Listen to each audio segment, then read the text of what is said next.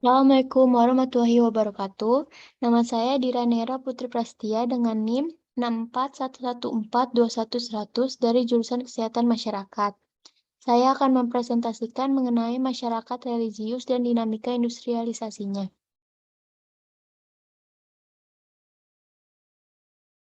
Dalam definisi agama, terdapat dua aliran di kalangan ahli ilmu kemasyarakatan. Pertama adalah inklusif. Dikemukakan oleh para penganut konsepsi tentang sistem sosial yang menekankan perlunya individu-individu dalam masyarakat dikontrol oleh kesetiaan menyeluruh kepada seperangkat sentral kepercayaan dan nilai. Contoh aliran inklusif ini adalah Emil Durkheim yang mendefinisikan agama sebagai suatu sistem yang dipadukan mengenai kepercayaan-kepercayaan dan praktik-praktik yang berhubungan dengan hal-hal yang suci, yaitu hal-hal terpisah dan terlarang, atau yang dapat menyatukan semua pengikutnya dalam satu komunitas moral tunggal yang disebut umat. Namun, terdapat keberatan dengan definisi ini karena dianggap sulit untuk digunakan dalam menganalisis nilai keagamaan. Misalnya, menganalisis mengenai maju mundurnya suatu sikap keagamaan, baik perseorangan maupun dalam masyarakat. Kemudian, aliran yang kedua adalah eksklusif. Aliran ini menekankan pengertian agama sebagai konfigurasi representasi keagamaan yang membentuk suatu alam kesucian, yaitu agama dalam bentuk khusus sosial historis dan sosial kulturalnya. Dalam ketentuan ini, definisi agama meliputi budaya dan tindakan. Dan di Indonesia sendiri, definisi aliran kedua ini lebih digunakan karena berkaitan erat dengan keislaman, kekristenan, kehinduan, dan kebudayaan di Indonesia dalam konteks sosial dan sejarahnya. Selanjutnya adalah religiusitas. Religiusitas seseorang ialah tingkah lakunya yang sepenuhnya dibentuk oleh kepercayaannya kepada kegaiban atau alam gaib. Tetapi religiusitas seseorang dapat terwujud dalam berbagai bentuk. Bentuk yang berbeda itu menjadi dimensi-dimensi religiusitas. Pertama, seseorang bisa jadi menerima pengajaran agama bersangkutan tanpa merasa perlu bergabung atau menjadi anggota dari organisasi maupun kelompok keagamaan tertentu, atau boleh jadi ia tergabung dalam suatu organisasi atau kelompok keagamaan tertentu, tetapi tidak benar-benar menerima pengajaran agama tersebut atau terkesan tidak peduli dengan ajaran agama tersebut. Kedua, tujuan dari religiusitas yang dimiliki adalah semata-mata karena kegunaan intrinsik religiusitas tersebut, atau boleh jadi pula kegunaan dan manfaat justru terletak di luar religiusitas, yaitu tujuan ekstrinsik. Berdasarkan kemungkinan-kemungkinan tersebut, terdapat 4 dimensi religiusitas, yaitu budaya intrinsik dan budaya ekstrinsik, serta sosial intrinsik dan sosial ekstrinsik. Hubungan religiusitas individu dan religiusitas masyarakat. Religiusitas individu dalam suatu masyarakat akan mempunyai pengaruh pada religiusitas masyarakat itu. Namun tidak benar bahwa religiusitas diukur dengan menjumlahkan religiusitas anggota-anggotanya. Dalam menilai religiusitas masyarakat, hal-hal yang perlu diperhatikan adalah faktor-faktor sosial kultural yaitu tingkat diferensiasi dan otonomi sektor-sektor keagamaan dengan sektor-sektor sosial lainnya, kasih strategis dan tidak strategis para pemimpin agama, hubungan antar berbagai kelompok keagamaan, dan lainnya.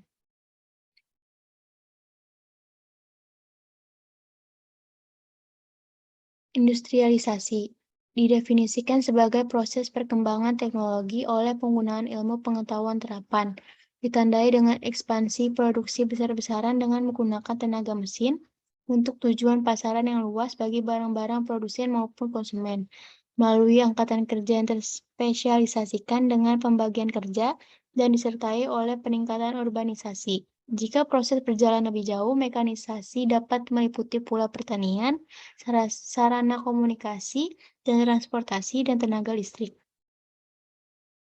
Pada tahap pertama, proses industrialisasi berdampingan dengan urbanisasi. Perubahan yang penting dalam adat kebiasaan dan moral masyarakat, pengaruh-pengaruh terhadap status pekerjaan dan keahlian-keahlian penduduk kerja, terhadap kehidupan keluarga dan kedudukan wanita, serta terdapat tradisi-tradisi dan kebiasaan-kebiasaan dalam konsumsi barang. Industrialisasi juga menyangkut proses perubahan sosial, yaitu perubahan susunan kemasyarakatan dari suatu sistem sosial pra-industrial atau agraris ke sistem sosial industrial, atau dari masyarakat pra-modern ke masyarakat modern, atau dari keadaan negara kurang maju ke keadaan masyarakat negara yang lebih maju.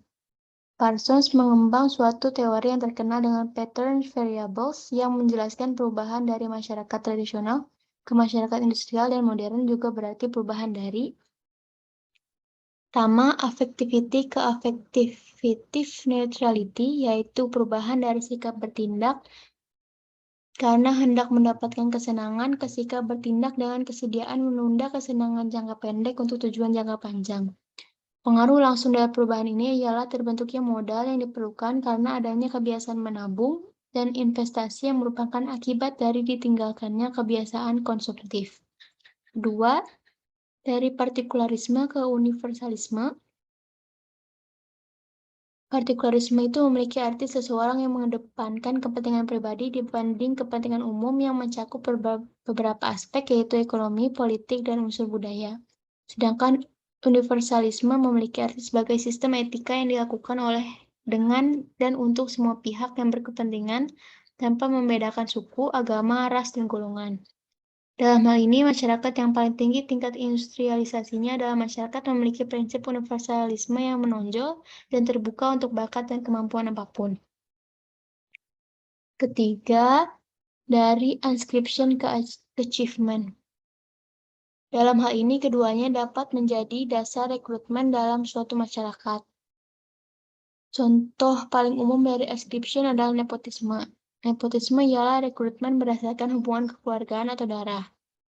Nepotisme tidak sejalan dengan kehidupan masyarakat industrial dan modern. Keempat, dari diffuseness ke specificity. Dalam hal ini yang dimaksudkan adalah perubahan dari hubungan sosial yang berlingkup luas dan serba meliputi ke hubungan di mana seorang pelaku tindakan membatasi perhatiannya mengenai orang lain pada hal yang bersifat khusus dan tidak mengizinkan pertimbangan lainnya. Contoh hubungan diffus adalah antara ayah dan anak, sedangkan contoh hubungan specificity adalah antara guru dan murid di sekolah umum atau modern. Hubungan dinamis. Dalam hubungan dinamis antara religiusitas dan industrialisasi atau modernisasi masih begitu rumit.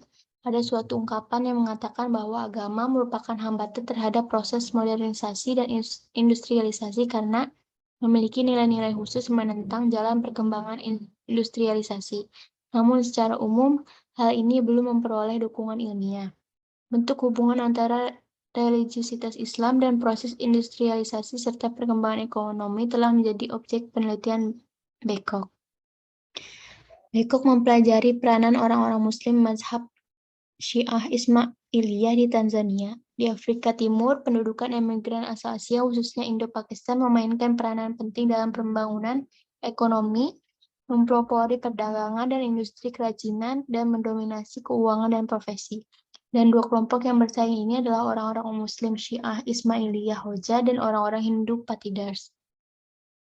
Kaum Ismailiyah memiliki peranan penting dan menjadi pelopor dalam pembangunan ekonomi. Dorongan-dorongan kepada para anggota untuk memodernisasi tingkah laku dan praktik mereka, serta memperbaiki tradisi dan adat dan menganjurkan metode baru, dilakukan oleh Sir Sultan Muhammad Shah. Selain itu, ia juga mendorong kaumnya untuk mandiri dalam kesehatan dan pendidikan, memobilisasi hadiah melimpah untuk dirinya bagi pengadaan dana investasi dalam kegiatan usaha ekonomi kaum bisnis Ismailiyah.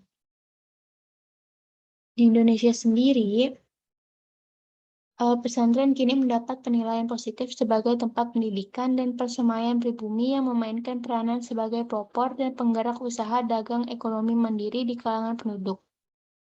Walaupun kini harus dihadapkan dengan keberadaan para santri dalam struktur masyarakat Indonesia, namun hal ini perlahan-lahan mulai mendapat dukungan. Tapi dukungan suatu kelompok agama terhadap perkembangan ekonomi tidak hanya didorong oleh etika keagamaan yang bersangkutan. Hubungan sosial, politis, maupun geografis juga memiliki peranan yang lebih menentukan daripada agama. Prospek religiositas dalam masyarakat industrial. Memang benar bahwa bentuk-bentuk perubahan sosial yang menyertai proses industrialisasi mempengaruhi secara negatif kehidupan keagamaan. Pergeseran peran kelompok primer yang dilakukan kelompok sekunder memiliki pengaruh dalam pola-pola religiositas tertentu. Namun pergeseran religiositas utamanya disebabkan oleh peran dominan ilmu pengetahuan.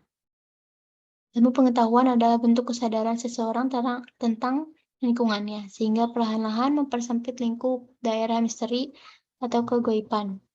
Selain itu, pada masyarakat yang memuja suatu objek alam yang dianggap memiliki kuasa, bagi mereka ini, industrialisasi memerosotkan religiositas mereka karena peran ilmu pengetahuan yang kini menjadikan objek alam tersebut sebagai objek penelitian dan penyelidikan.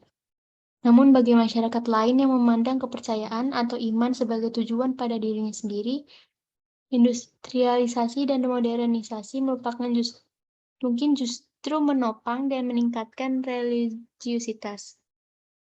Religiositas dalam dimensi ini tidak mengharapkan kegunaan di luar imannya sendiri atau merupakan nilai ekstrinsik, karena perasaan bahagia yang timbul dari iman tersebut atau merupakan nilai intrinsik.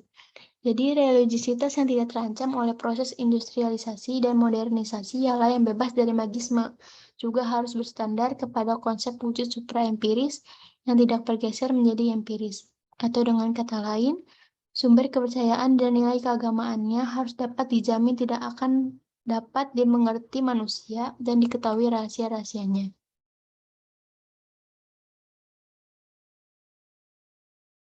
Menurut saya, pengetahuan yang saya dapatkan dari buku Islam Kemodernan dan Keindonesiaan dalam karya lengkap Nurholis Madjid mengenai religiositas individu maupun masyarakat, industrialisasi maupun hubungan di antara keduanya sangat lengkap dan rinci, sehingga memberikan